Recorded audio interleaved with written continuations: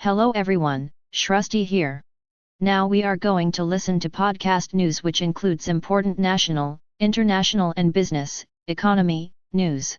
While walking in the morning or evening, while cooking, cycling or during free time you can listen. It will enhance your learning and understanding of various accents and pronunciations. Listening improves the quality of communication and comprehension.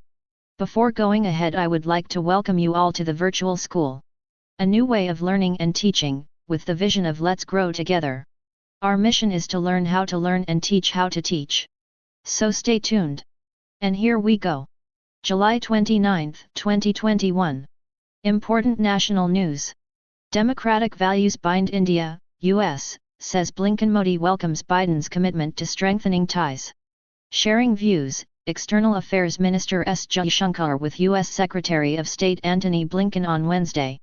AFP. Kolol Bhattacharjee Suhasini Haidar, New Delhi.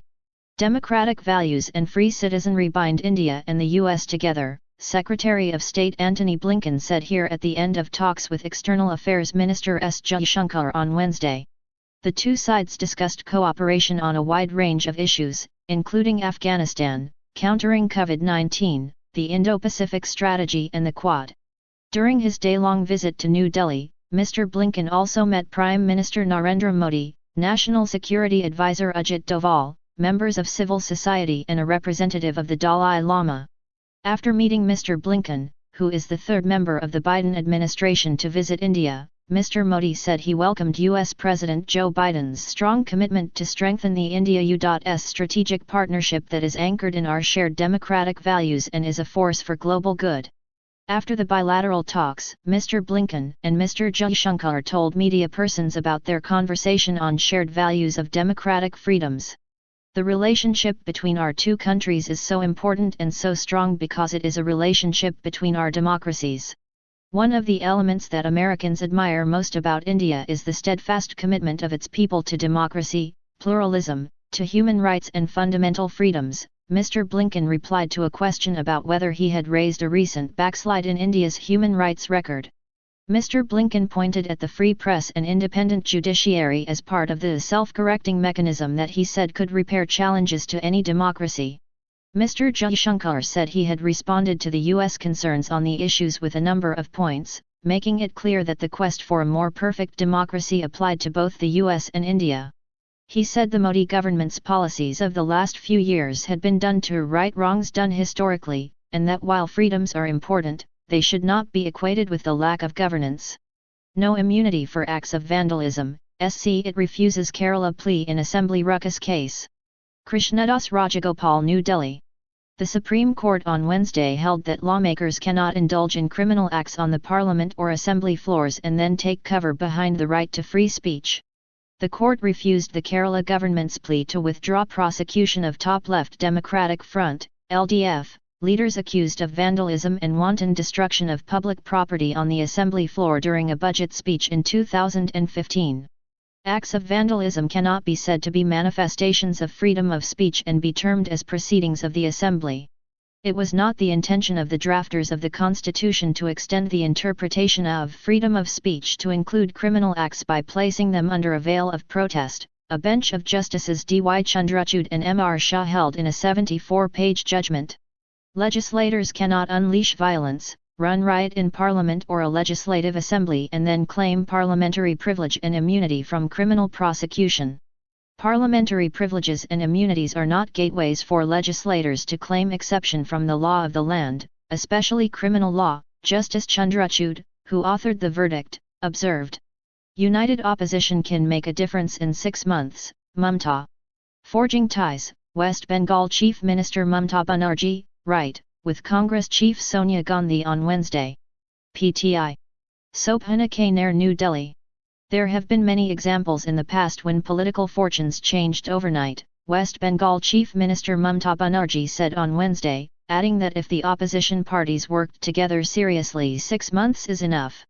Now we want to see Sach Din days of truth. For long we have endured Ek Hi Din, a BJP slogan, said Ms. Banerjee, who is on a 5-day visit to the national capital. It is going to be Narendra Modi versus the nation, she added. Ms. Banerjee said, Kila Hobe, the game is on, the Trinamool Congress slogan for the West Bengal election will ring through the nation. What happened in 1977? Indira Gandhi was voted out. Atal Bihari Vajpayee lost his popularity within a year. There are many such precedents in our democracy. If you the opposition are serious, all you need is 6 months, she added. Ms. Banerjee met Congress chief Sonia Gandhi in the evening. Mizoram and Assam to solve row amicably. Special Correspondent New Delhi. The governments of Assam and Mizoram, at a meeting chaired by Union Home Secretary Ajay Bhola on Wednesday, agreed to the deployment of the Central Armed Police Forces in the disturbed areas along their border and National Highway 306. Both agreed for deployment of a neutral force under a senior CAPF officer, a Union Home Ministry official said, adding that they also agreed to continue discussions to resolve the border issue amicably. Government officials skip House panel meet.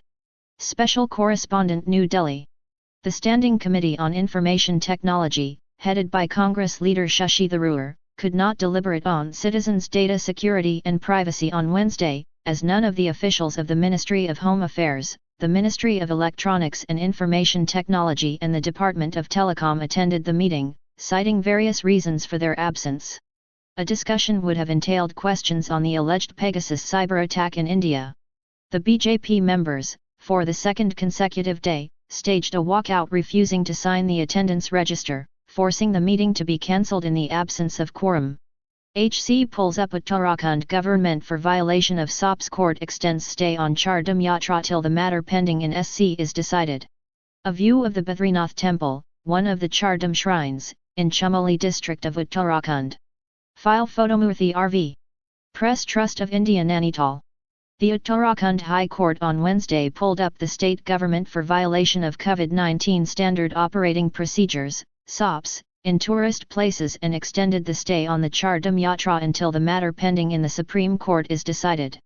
Observing that 75% of tourists coming to Nainital were not following the COVID-19 SOPS, contributing to a rise in positive cases last week, a division bench comprising Chief Justice R.S. Chauhan and Justice Alok Kumar Verma expressed concern over the increasing crowds at tourist places on weekends and inquired about the steps taken to control them.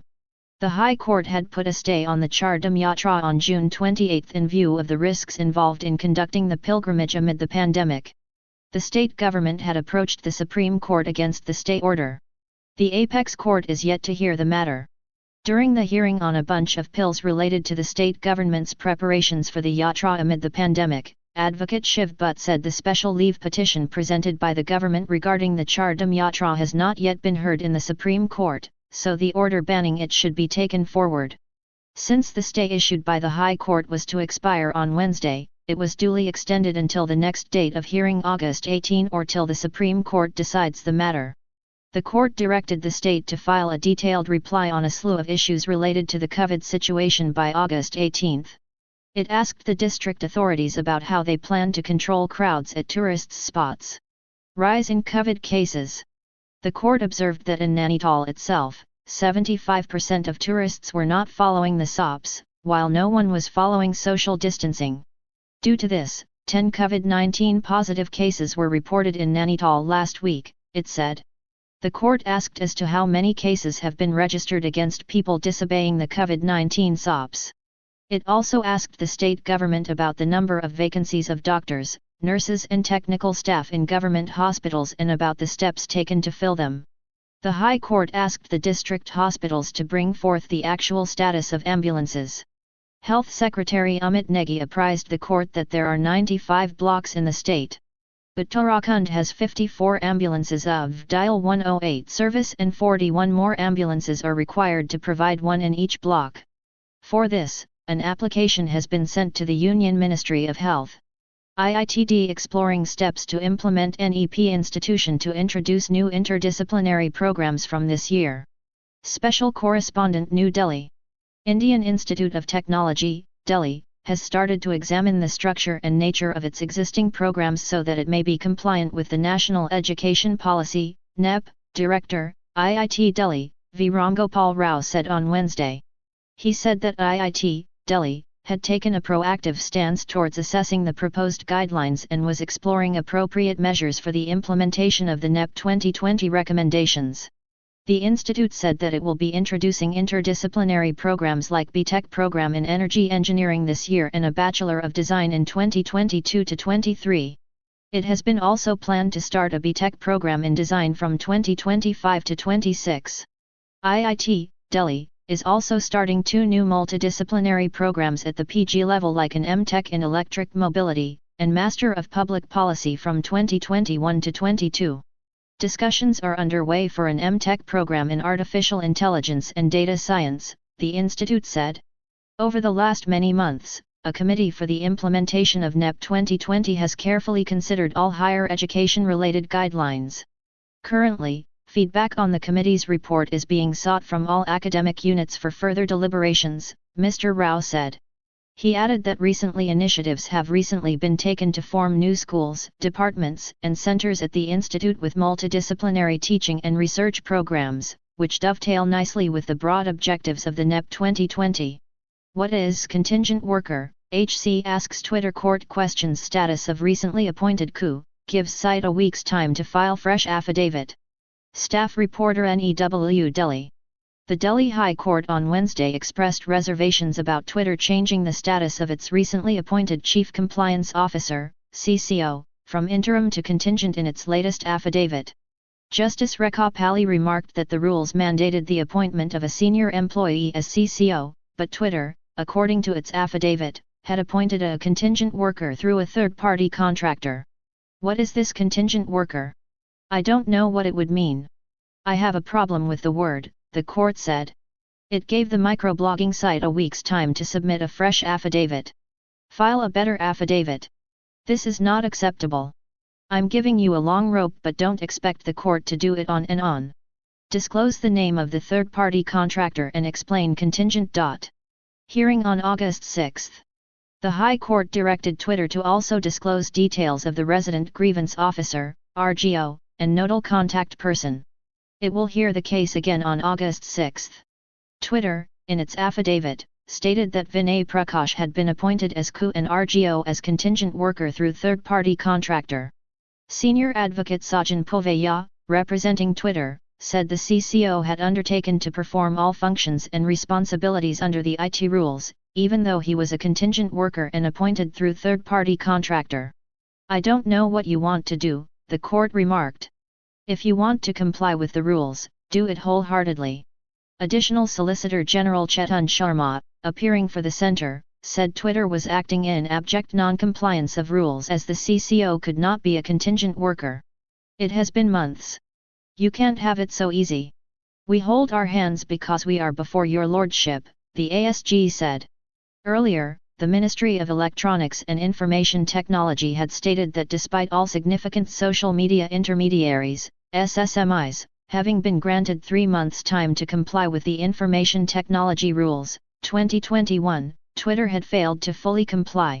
In India, Section 79 of the IT Act shields social media platforms or intermediaries such as Twitter from liability for any third-party information, data, or communication link made available or hosted by it in certain cases.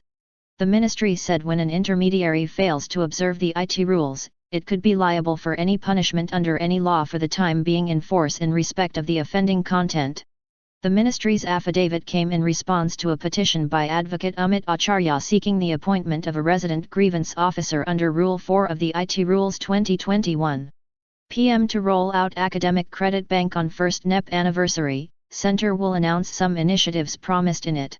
Report card, students of top-ranking educational institutions will benefit from the credit transfer system. File photo. Priscilla Jebaraj NEW Delhi. On the first anniversary of the National Education Policy, NEP, on Thursday, the Centre plans to officially roll out some initiatives promised in the policy, such as a credit transfer system that will allow multiple entry and exit options in higher education, as well as engineering programs in regional languages. However, other promised reforms such as the Higher Education Commission of India, HECI, the 4-year undergraduate degree, and the Common University Entrance Test, are not ready yet. Prime Minister Narendra Modi will address policy makers as well as students and teachers in a video conference event on Thursday to mark the anniversary, according to an Education Ministry statement. The initiatives he is expected to announce will improve the government's report card on the policy's implementation, which has also been slowed by COVID-19 disruptions. The Academic Bank of Credit will be rolled out on Thursday for students in over 290 top institutions from the current academic year 2021-22 onwards. All institutions in the top 100 of the National Institutional Ranking Framework as well as those who have achieved an A grade under the National Assessment and Accreditation Council will be allowed to participate in the credit transfer system, which will also allow multiple entry and exit options for students, according to senior Education Ministry officials. However, the proposal for 4-year undergraduate degrees has run into some opposition, especially from faculty at the Premier University of Delhi, and will also have to wait for the National Higher Education Curricular Framework, which is still being prepared, they said. A mix of subjects. Multidisciplinarity is also being encouraged with guidelines to be issued on Thursday to allow the merger of institutes as well as to give students the choice of taking subjects such as social sciences, music, and sports while getting engineering degrees, or even get a minor degree in emerging areas while majoring in a different subject. Although premier institutions such as the Indian Institutes of Technology have balked at the idea of introducing courses in Indian languages, Mr. Modi will announce the launch of engineering degrees in regional languages in about 14 smaller institutions. He will also announce the establishment of the National Digital Education Architecture and National Education Technology Forum. On the positive side, COVID has led to a vast increase in online education. Although it was envisaged in the NEP, no one thought digital education would pick up so quickly. On the other hand, there are of course some constraints in NEP implementation because there has been little physical interaction for over a year, said Higher Education Secretary Amit Khare, commenting on the pandemic's impact. He noted that while the government has made all preparations to roll out a common entrance test for all central universities, as promised under the NEP, it was postponed in order not to put students under further stress given all the other COVID-19 disruptions they have already faced this year. Mizoram and Assam to solve row amicably. 6 policemen and another person were killed in border clashes between the two states on Monday. The chief secretaries and the directors general of police of both states attended the meeting that went on for more than 2 hours. Earlier, the Mizoram government requested the Ministry for directions to Assam to remove the road and rail blockades for resumption of flow of essential commodities and movement of people of the state. In a letter to Mr. Bola, the state government said National Highway 306 and other roads connecting Mizoram with other parts of the country from Assam had been blocked from Monday. The blockade is affecting the livelihood of the people of Mizoram adversely. Movement of vehicles along other routes connecting Mizoram and Assam have also been blocked inside Assam, it said. Great challenges for all democracies. U.S. Secretary of State discusses interreligious relations, media freedom at Civil Society Roundtable. Listening to all, U.S. Secretary of State Antony Blinken at the Civil Society meet in New Delhi on Wednesday. Reuters. Jonathan Ernst. Suhasini Haidar. New Delhi. Interreligious relations, media freedom, farmers' protests, love jihad, violence and minority rights were part of the discussion that visiting U.S. Secretary of State Antony Blinken had with a group of people, including a representative of the Dalai Lama, here on Wednesday. The Civil Society Roundtable discussion, which is expected to raise some concerns from the Union government and a possible protest from China, was Mr. Blinken's first engagement during his day-long visit to India. Sources said Tibet was not directly raised during the meeting, but the lack of progress in China's dialogue on the issue was discussed at the roundtable talks, which included Geshe Dorji Damdul, the Delhi-based director of Tibet House. Mr. Blinken also met Ngodup Dongchung, director of the Bureau of the Dalai Lama, in Delhi separately on Wednesday morning. While representatives of the Dalai Lama and the Central Tibetan Authority, or Government in Exile, have met with U.S. diplomats in the past, the presence of Mr. Damdul in the meeting with Indian civil society and with the U.S. Secretary of State in Delhi is a first. In his opening remarks, Mr. Blinken spoke of the great challenges for all democracies in the world, particularly India and the U.S., where Congress has been holding committee hearings on the January 6 attack on the Capitol House by pro-Trump protesters. Mr. Blinken said the India-US relationship was one of the most important in the world, whose people were connected by shared values.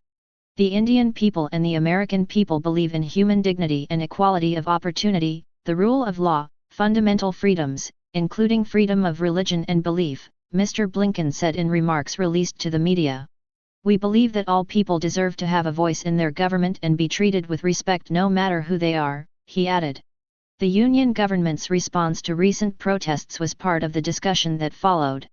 A photograph of the meeting tweeted shortly after showed constitutional lawyer Menaka Guruswamy, Interfaith Foundation founder Khwaja Iftikhar Ahmed and representatives of the Ramakrishna Mission as well as Bahá'í, Sikh and Christian NGOs present at the meeting with Mr. Blinken and U.S. Chargé d'Affaires Atul Keshap. During the 45-minute discussion, Mr. Blinken received perspectives from the representatives on the status of religious freedom, including the Citizenship Amendment Act and the anti-conversion, derogatorily referred to as love jihad, laws passed by some states, which have drawn international criticism. In addition, the problems of farmers protesting at Delhi's borders over the agriculture laws passed last year were part of the conversation, sources told The Hindu. India is passing through an ideologically transitional phase, and it is time for a closer engagement between those who hold secularism and those who hold Hindutva close to their hearts, said Dr. Ahmed, when asked about the meeting. Seroprevalence in Kerala only 44%, says ICMR study shows that Madhya Pradesh has the highest seroprevalence of 79%. Jacob Kashi, New Delhi. Madhya Pradesh has the highest seroprevalence, or the presence of antibodies to the novel coronavirus, and Kerala the lowest among 21 states studied, according to the 4th National Serology Survey of the Indian Council of Medical Research, ICMR. Though headline results of the survey were published last week, the statewide approximate prevalence was issued on Wednesday. Kerala, which is recording the sharpest rise in cases in the country fueled by the Delta variant, had a seroprevalence of only 44%, implying 56% lacked antibodies and consequently remained vulnerable to the infection. The antibody levels reported statewide as part of the ICMR survey did not distinguish between those in response to a natural infection or through vaccination. Madhya Pradesh has a seroprevalence of 79%, followed by Rajasthan, 76%, and Bihar, 75%. After Kerala, the least antibody prevalence was in Assam, 50%, and Maharashtra, 58%. Partial picture. An ICMR official said state seroprevalence gives a partial picture of how they are affected. The extrapolation was based on 70 districts in 21 states, which were part of 3 previous rounds of the Sero survey.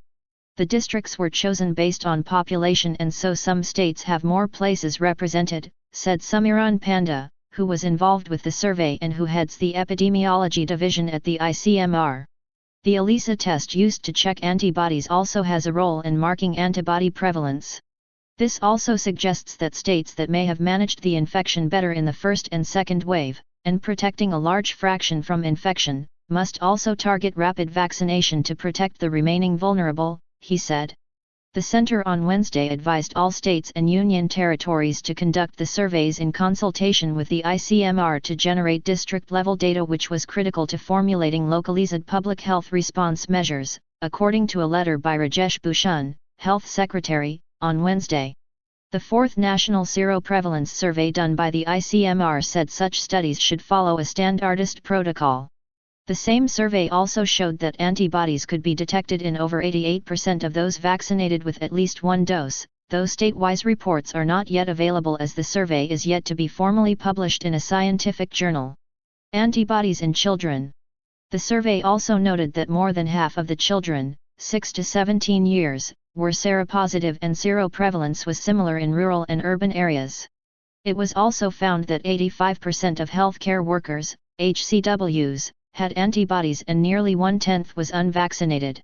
The National Sero Survey by ICMR was designed to capture the extent of the spread of COVID infection at the national level. Therefore, the results do not reflect the heterogeneity of seroprevalence between districts and even between states, the Health Ministry said in an accompanying statement. Terrorism is the most serious threat to global peace, Rajnath.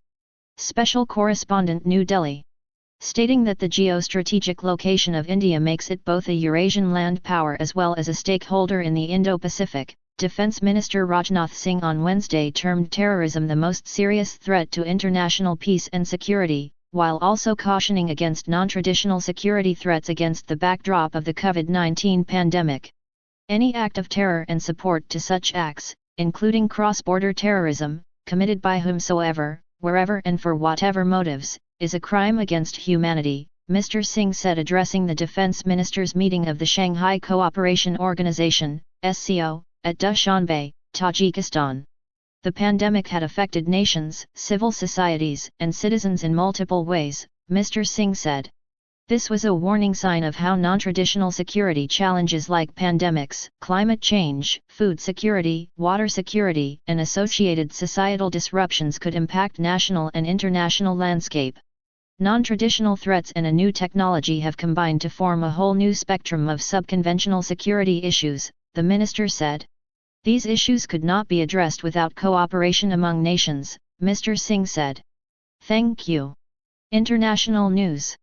U.S. man jailed for leaking documents, rights advocates slam sentencing. Sriram Lakshman. A U.S. federal court in Virginia sentenced a former intelligence contractor and member of the U.S. Air Force, Daniel Hale, to almost 4 years in prison for leaking documents on the U.SS drone program to a news outlet in 2014. The move was sharply criticized by freedom of press and civil liberties advocates as damaging to press freedoms and human rights. Mr. Hale, 33, who helped organize drone attacks from Bagram Air Base in Afghanistan, was sentenced by a federal court in Virginia to 45 months in prison for leaking the documents to The Intercept in 2014, by which time he had left the Air Force. Mr. Hale was charged in 2019 under the Espionage Act and pleaded guilty earlier this year. Prosecutors argued that Mr. Hale, rather than contribute to a debate on drone warfare, aided terror groups, the Associated Press reported.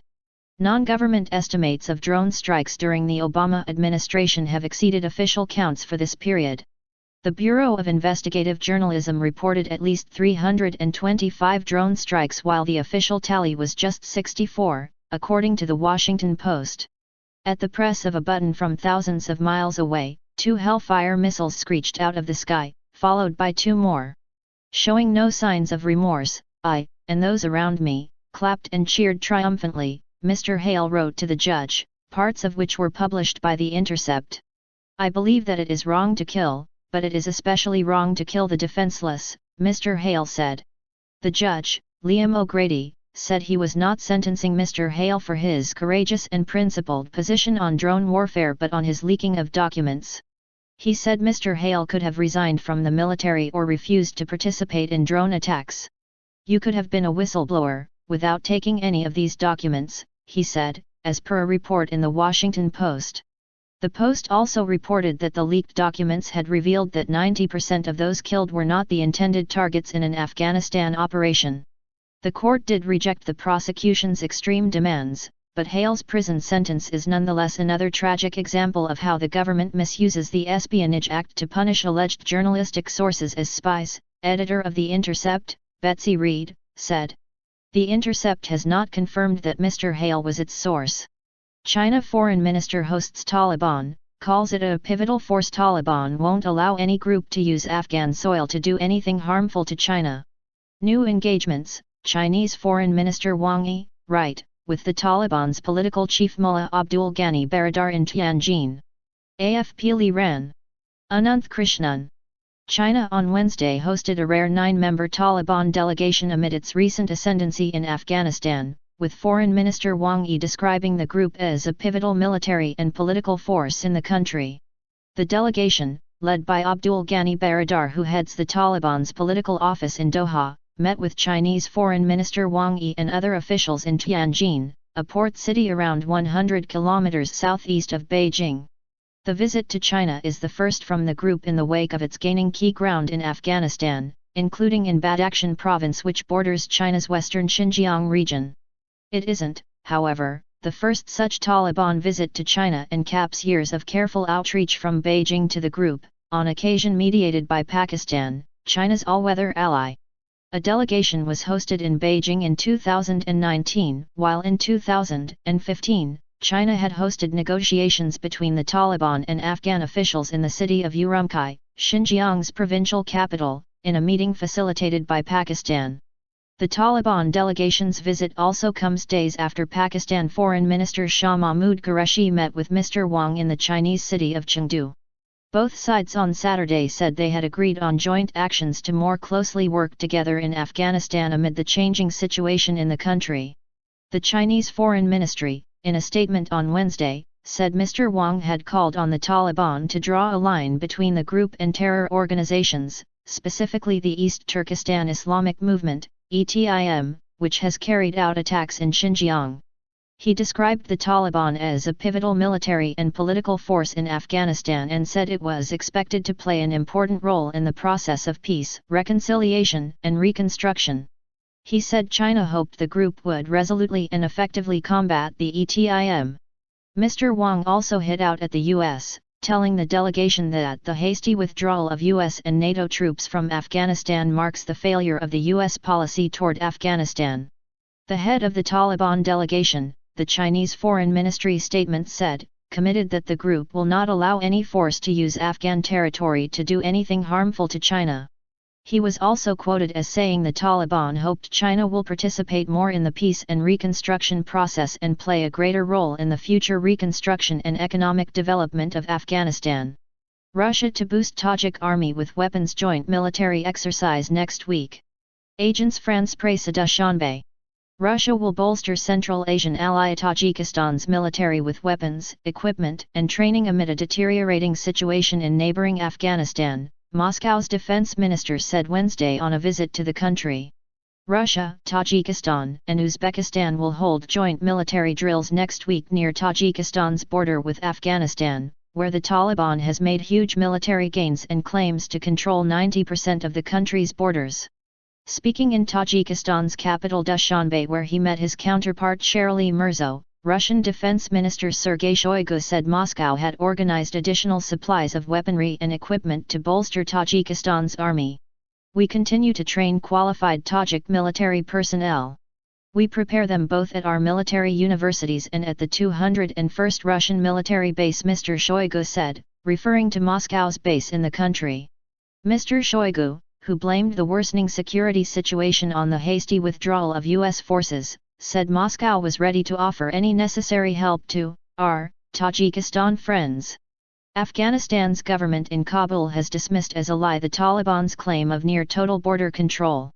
But the militants last month seized control of Afghanistan's main Shirkan Bandar border crossing with Tajikistan. Last week, Tajikistan checked the combat readiness of its armed forces in the biggest such exercise in the country's history. Some 2,30,000 members of the Central Asian Security Forces took part in the exercise, and Dushanbe also relocated 20,000 troops to strengthen its force on the border with Afghanistan. A Tajik official said Tajikistan was ready to accept 1,000,000 refugees from Afghanistan.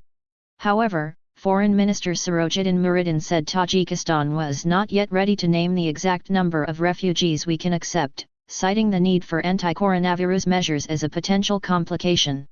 In Sri Lanka, Teachers Resist Bill Militarising Education. University teachers hold silent protest across campuses on the island. Gotabaya Rajapaksa. Meera Srinivasan Colombo. Academics from Sri Lanka's state universities on Wednesday withdrew from online teaching and administrative duties in resistance to a government bill that, they say, threatens to militarize education. University teachers also held a silent protest across campuses on the island, according to Hars Hanarambukwela, a spokesman for the Federation of University Teachers Associations, FUTA, campaign against the General Sir John Kotlawala National Defence University, or KDU, bill. The FUTA's main demand is that the government keep military and civilian education separate, Professor Rambukwela said. This bill is not just about one university, it is essentially a model of private education, subsidized by the government and run by the military. It is an assault on the country's public education system, he said. The KDU bill, scheduled for parliamentary debate on August 6, seeks to change the governance structure of the university that was set up in 1980 as an academy exclusively for the Triforces, and named after Sri Lanka's former Prime Minister. The proposed changes could pave way for a greater military role in education policy and administration, academics warn.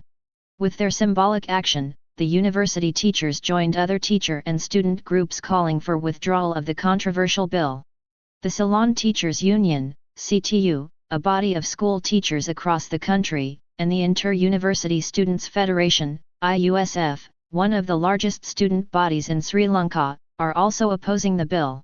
Earlier this month, dozens, including CTU General Secretary Joseph Stalin, were arrested during a protest against the bill, on charges of violating health regulations.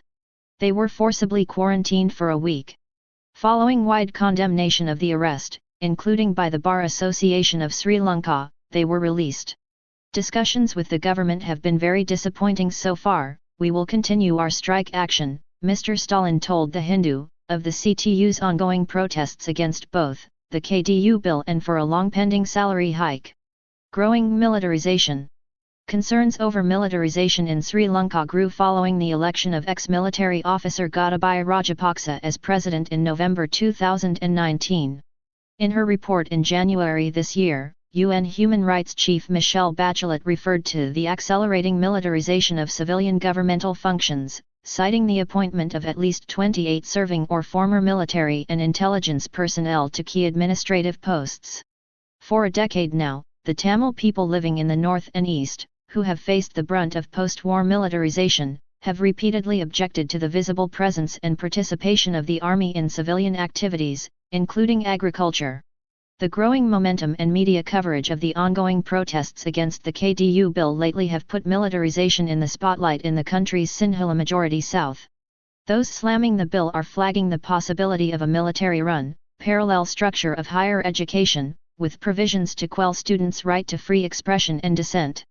In a recent op-ed article, opposition legislator and former professor Harini Amajurya wrote, the proposed KDU bill offers a privatized, military model of higher education, which will take Sri Lanka on a trajectory towards militarization of society as a whole.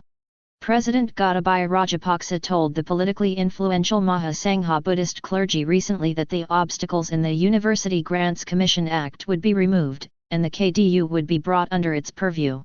It is a mistaken reference to Sri Lanka's Universities Act, as there is no UGC Act, Professor Rambu Kwela said.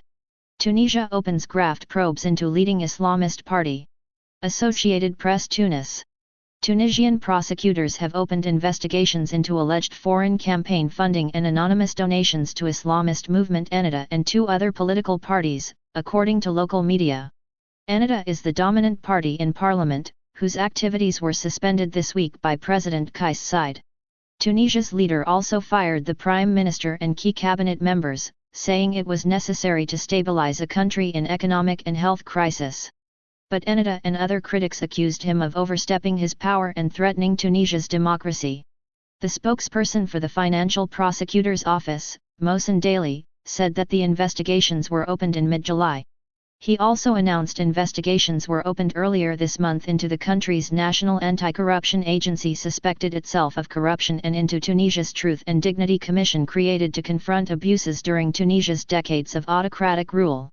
Ennahda's leader Rachid Ghannouchi said that his party is a perfect target to blame for Tunisia's crescendo of economic, health and other problems. Thank you.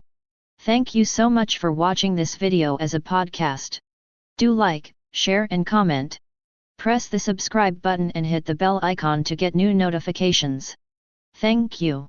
Take care and stay safe. God bless you all. Jai Ma Bharati. To download news and editorials in MP3, follow us on Telegram, Virtual School Official. The link is provided in the description below.